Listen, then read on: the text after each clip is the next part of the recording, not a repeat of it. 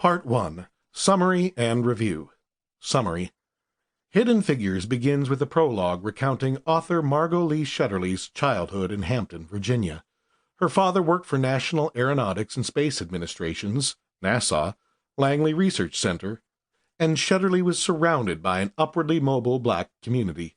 Given her father's job as a climate scientist and the similarly successful lives of her extended family, Shetterly experienced a comfortable middle-class upbringing removed from the palpable pain and strife that has engulfed so many other black communities in America. As she writes, Shetterly, quote, knew so many African Americans working in science, math, and engineering that I thought that's just what black folks did, end quote.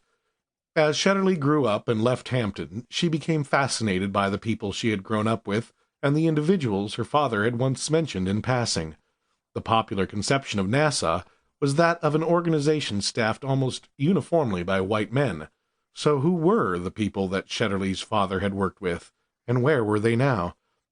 From there, Shetterly sought to catalog the work, lives, and achievements of the women and African Americans who staffed NASA. Along the way, she discovered that women, both black and white, were much more central to the narrative of NASA than popular culture and convenient narratives had ever conveyed. Despite having never authored a book and having no experience chronicling history, Shetterly went on to record testimonials, interview family members and former NASA workers, as well as pore over historical documents, photos, records, formulas, and more, in the pursuit of shining a light on the book's titular Hidden Figures. In her research, Langley discovered that up to 1,000 women may have been employed by NASA in the latter half of the 20th century.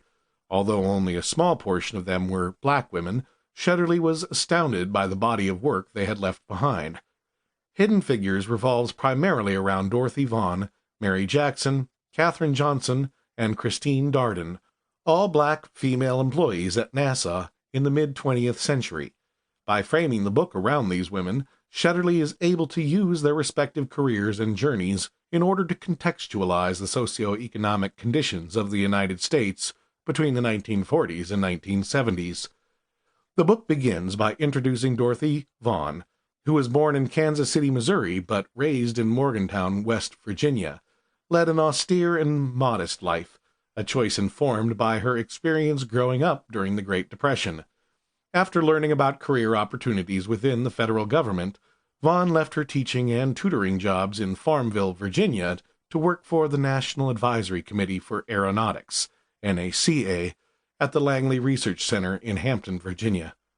Although she would not join NACA until much later in June 1953, one of Vaughan's co-workers was Katherine Johnson. Johnson, who grew up in Marion, Virginia, was a math teacher like Vaughan. After graduating from West Virginia State Institute at 18, she briefly attended the West Virginia University as a grad student.